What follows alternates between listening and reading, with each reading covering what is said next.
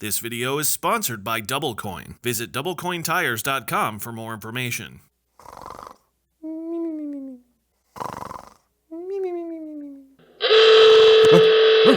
Oh, sorry. Dozed off a little bit there, getting a little tired. But thankfully, I have drowsiness detection built into the studio to really make sure I stay on top of things, which is great, considering today we're on the road talking about drowsiness detection. Nauto is using AI to make sure drivers stay awake and alert on the road for the safety of themselves and others. Today, we're talking with the company's CEO, Dr. Stefan Heck, to see how it works and the goals he hopes to achieve from their technology.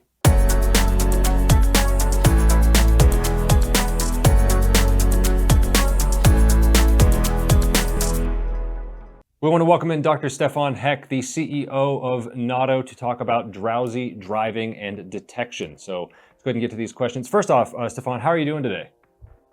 Doing great. Yeah, fully awake and ready for this conversation. I'm looking forward to it. That makes one of us. That's all we need. So getting started, what makes drowsy driving a difficult to detect behavior compared with distraction or speeding? And how has Nauto's latest AI evolved to catch early warnings before dangerous sleep onset happens? Yeah, drowsiness is more difficult than speeding, basically because it's a more subtle phenomenon. It's harder to detect. If you think about speeding is pretty clear, right? You've got a sensor in the wheel that detects how fast your vehicle's moving, or you've got a GPS that through a Doppler effect can tell how fast the vehicle's moving. And then all you really need to do is say, what's the posted speed limit? And are you good relative to that? So it's simple subtraction, from a known number. So that's very straightforward. By the way, maps can sometimes be wrong, so there is a problem there too, but that's a different kind of problem. Drowsiness, by contrast, everybody falls asleep a little bit differently, and even the same person will fall asleep in different ways over time, depending on how exhausted you are and what you've done before. So I will, since this is on video, I will show some effects of what are early warning signs for falling asleep. The one that everybody knows, of course, is if your eyes are closed and you're not moving, okay, then you're asleep.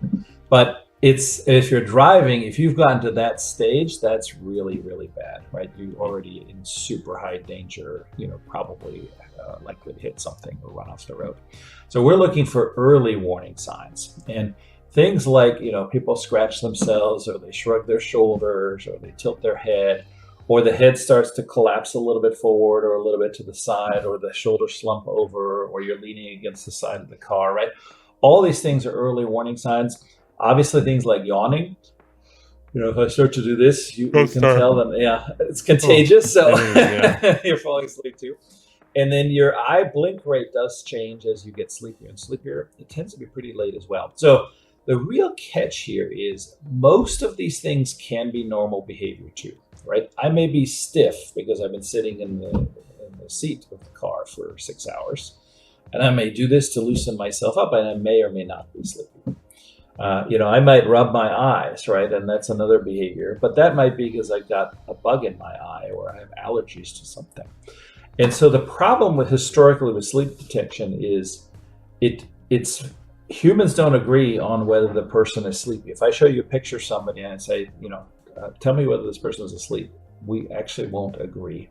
And it took a lot of research. The Karolinska Institute developed this sleepiness scale called Karolinska Sleepiness Scale, KSS. That is kind of the reference standard in the research world in academia for is somebody asleep.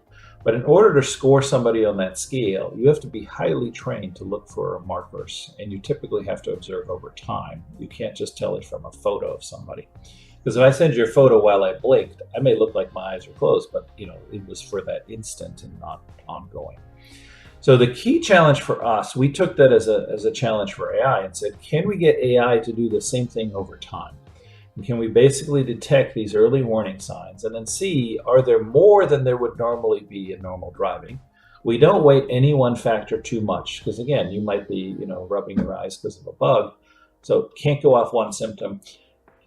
And then if you do that, you can get to very high accuracy. Now, very high accuracy for sleepiness, you were talking about high 80s, low 90% accuracy, right? So if I'm 90% accurate detecting sleepiness, that's actually very good.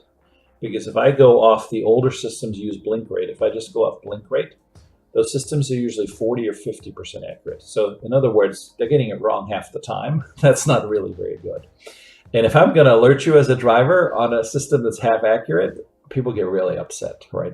Hey, I wasn't sleepy. People underestimate their sleepiness anyway. So even when you correctly alert a driver and say, hey, you're getting drowsy, they may not subjectively feel it yet, even though objectively you can see their response time is slower, their reaction time is slower.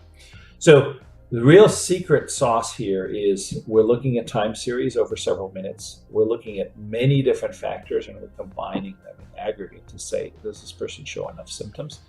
And then we alert, and we always do positive interventions. So we basically say, look, you should find a place to pull over and get some rest. Sometimes that's possible right away. Sometimes that's not, obviously, if you're on an interstate and there's no safe place to pull over. So if you don't pull over after a while, we then alert your supervisor to say, hey, this truck driver needs some relief, right? And maybe you have to send a spare, or maybe you have to let the customer know this truck's going to be late. Because there's also pressure to deliver on time. So the supervisor has to make sure that they're okay. So that's the best state of the art today. Very few systems really look at more than one or two factors. Most are either a yawn detector or an eye blink detector or an eye closure detector. And any one of those three isn't going to get you good accuracy. Looking at these early detection systems that you're talking about, all of the different symptoms, what level of accuracy versus false alerts were you seeing in real world deployments during development and at this point now? Yeah, so when we started, we looked at all the best systems out there, and we couldn't find anything that was more than half accurate. And the joke is something that's wrong 50% of the time, you could get a chimp to flip a coin and tell you whether you're sleepy or not and be just as accurate. So that's not good. If you look at the best systems out there today that don't do the time series approach we do, you're getting probably 60-65% accuracy. So still, you're wrong a third of the time. With the combination approach, that's the only way we've been able to get into the over 90% accurate. So that means that you'll still occasionally be wrong, but less than 1 in 10. And remember, you're watching over time. So you might have one alert where the driver says, I'm not really sleepy yet. But then 10 minutes later, even they recognize it and say, okay, no, that's accurate. I can tell you from my own experience, I drive with Nauto every day. I've had drowsiness alerts only 3 times. And each time has been when I'm driving home from work after a late night, and I really was sleepy, and I was surprised. Wow, this thing is really catching me. One time it was at 2 a.m, but another time it was 10 p.m. And it's super accurate at this point because it knows before you even know that you're sleepy. So that's a pretty good test, I guess. Now, in terms of real world conditions. What we see is drowsiness varies widely. And so this is one of the challenge, I think, for regulation in this space, because the regulatory standards are based on hours of service, right? How many hours are you driving? Mm-hmm. And there definitely is a pattern where the longer you drive, eventually you will get sleepy. And it's obvious, right? No human can drive for 24 hours. By the way, we have some fleets in Japan that have 24-hour shifts. I personally think that's crazy, because at the end of that 24-hour shift, you're definitely drowsy and tired. Mm-hmm. But in the US, mostly it's 10-hour limit. And whether or not you get tired in 10 hours actually varies a lot by drivers. Some drivers get tired after 6 hours. Some drivers can drive 12 or 16 hours without getting tired. And so it's the time hours of service metric is a very crude metric. It's not actually a very accurate proxy for sleep either. The other thing I will say is 2 other things matter from our work that we've discovered that are not factored into regulation at all. The first one, once I say it, will be obvious to you and your audience, which is when you're driving also matters, not just how long you're driving. So if you drive between midnight and 6 a.m., guess what? You have more drowsiness and you get drowsy earlier than if you're driving in the middle of the day. Circadian rhythm, all of us understand that intuitively. So, we really should have a metric for how many hours did you drive during the day versus how many hours did you drive at night, because 6 hours at night is much worse than 6 hours during the day. The third one surprised me, which is actually what matters is what you did before you got in the car or the truck. Everybody understands one simple thing, but if I slept poorly the night before, I'm going to be more likely to be drowsy. That's obvious. That's, by the way, hard to tell. And, to measure that, you'd have to wear an Apple Watch and measure your sleep the night before. But there's something that's pretty immediate that is up to the fleet and can be managed by a fleet, which is what were you doing right before you got in? And we see dramatically higher drowsiness rates in fleets where the driver is doing heavy manual labor before they get in the truck. So if you're digging a trench or you're doing construction and hauling heavy loads manually, not just on your truck, the moment you sit in that cab in a comfortable seat, you will fall asleep. Your body will naturally go to sleep. So we see almost 10 times the drowsiness rate in people that have done manual labor versus people that are just doing office work before they get into the truck. And it's a huge risk, and I've never seen any regulation try to manage anything about that, right? That if you're doing heavy manual labor, you shouldn't be getting into a vehicle is the next thing. Do those play into the fatigue scores that are used to help issue these proactive alerts? Can you elaborate on that? And then also, how have those alerts reduced any near misses or collisions? Any kind of real world examples you can share? Yeah, so we don't yet factor in what you did before driving. We just have seen it varies by type of fleet. So a fleet where I'm delivering packages typically doesn't have much drowsiness. A fleet where I'm driving long distance overnight, I will see more drowsiness. And a fleet that does landscaping, where you're doing a lot of heavy manual work, will have the most. But we are measuring only during your drive time. Mm-hmm. I will share the incidence of drowsiness overall is pretty low. I'll give you kind of opposite ends of the spectrum. If you look at something like distraction, right? Using my phone or even worse, texting. That's unfortunately super common. 85% of drivers text while driving, shockingly high. People don't always self-report that. If you ask people, most people say, I rarely do it. We see it in commercial vehicles 7 times per driving hour. So every 9 minutes, they're looking at their phone, touching their phone, not always necessarily texting, but consulting a map.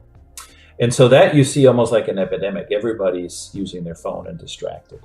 Drowsiness is the opposite. It's only about 1.5% of drivers that are drowsy in any given fleet on any given day.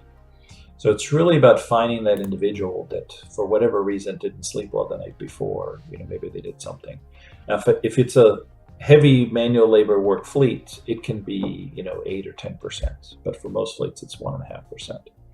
And so our goal really is to identify that driver. The reason it matters, coming back to your question, is for that driver, even though that's only 1 in 100. For that driver, that's the biggest risk they have.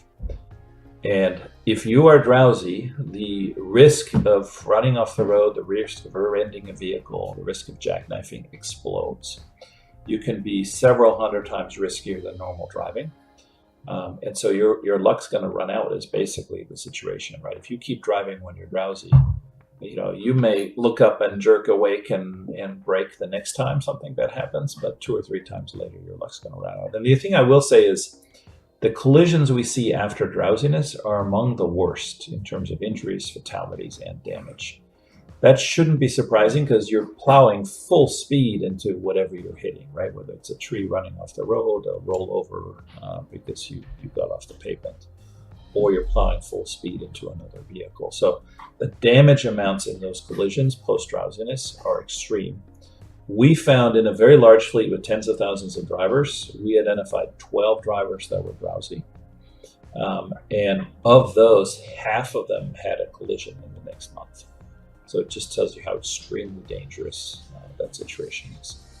I will make one last comment, which is some drowsiness you can't fix through alerts and intervention. There are people that have various kinds of sleep disorders, sleep apnea, or whatever. Sometimes it's innocent, right? You have a new baby that's screaming at night. And no matter how much I tell you, hey, wake up, you can't fix that. You really do have to change whatever the root cause is. And that may mean getting, medical treatment for making sure you sleep at night. Sure. And that actually leads into kind of our next question here, because it's all about risk management. And in-cab alerts are one way to do that. But how can fleet managers integrate Nauto's data into broader safety protocols like mandated breaks, manager coaching, or policy changes to kind of get at that root cause of systemic fatigue? It's a great question. And as you teed up, there are lots of things a fleet can do, right? The first one is, how are you designing your routes so that you're not putting people into really long hours of driving at night if you don't have to? A lot of risk also happens during rush hour, so you don't want to drive from 7 to 9 in the morning or in the late afternoon.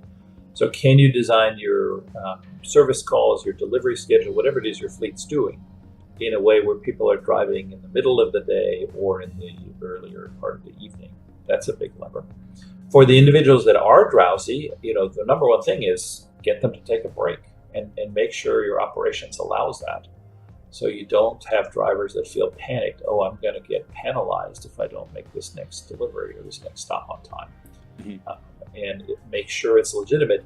And recognize that where to take the break does vary a lot by person, right? As I said earlier, some person may need to break 6 hours in, another person may need to break 4 hours in. So having a hard locked schedule for everybody isn't going to be the best solution. And then the other part is, if somebody's not ready to drive because, their new baby was keeping them up screaming all of the night before because it was sick, you should allow them not to drive. Because those, as I said, when you are drowsy, you're more dangerous than anything else. And then having a good program to detect and to let drivers also be aware how serious this is, that has to be built into your safety training. In some cases, it may require that you have a backup approach, right? Hey, if one driver can't drive anymore because they're too sleepy and need a break, maybe somebody else takes over, that service call or that delivery or that load. And then the last part is to make sure you are, not punishing drivers for drowsiness. Unlike distraction, which is a choice, right? I choose to touch my phone or not. Drowsiness is not the driver's fault in the same sense, right? I can't control when I get drowsy. So really making sure it's okay to say and speak up and say, hey, I'm feeling sleepy, I need to take a break. That is an important part of the safety culture and highlighting that because it's not, people can't control when they fall asleep, right? Agreed.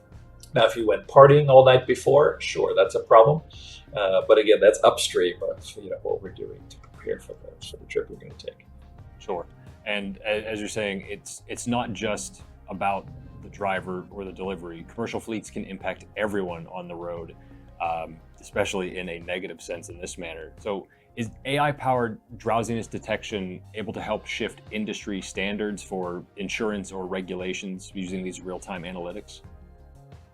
Very much so. It's starting to happen. So we haven't yet seen it for insurance, but in theory, yes, a fleet that has good fatigue management, drowsiness management should have different insurance rates. I do believe some insurers look at, are you mostly driving overnight or are you driving during the day? That certainly would be an appropriate factor in your insurance policy. But on the regulatory side, we're seeing huge movement in Japan and Europe, actually. Europe is requiring fatigue detection systems in new vehicles starting this year.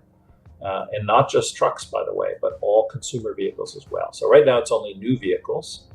They have to come with a detection system that will warn the driver. They don't do the next step we just talked about, which is really making sure your spouse at home or your fleet manager gets to also be notified and say, hey, so-and-so's got to take a break. That would be the next logical step. But at least the driver themselves will get an alert. And typically that alert will come before the driver even realizes that they are drowsy. Now, some of these systems don't do the time series measurement, so they're still not super accurate. I think there's some room for refinement there. Because if you're giving false alerts, the drivers are going to start ignoring them. So you really want to make sure the system is very, very accurate in those alerts. That, it hasn't come in the US yet. We're still using the older approach of just limiting hours. But I think as the data shows up in the collision statistics, we will see people looking at that. A lot of fleets are proactively looking at drowsiness systems already. We see a lot of inbound requests from fleets, particularly construction industry, people who are driving very long hours, long distances, where the current systems don't detect fatigue and drowsiness, and people coming to us saying, "Hey, we need something because this is our top cause of really serious injury collisions. We want to address them too." So it's still unfortunately, it's still a rare capability in the U.S. and in a lot of Latin America. But I think there's prospect for that to change over the next couple of years. All right, Dr. Stefan Heck, thank you so much for taking the time today. Where can our viewers go if they want to learn more? If you want to learn more about Nauto, just go to nauto.com, Nauto. If you want to learn more about drowsiness and fatigue, both the Federal Motor Carrier Safety Administration and this Karolinska Institute that invented the sleepiness scale. For those people who really want to dive into the research, good places to go. Appreciate the time, and stay safe out there on the road.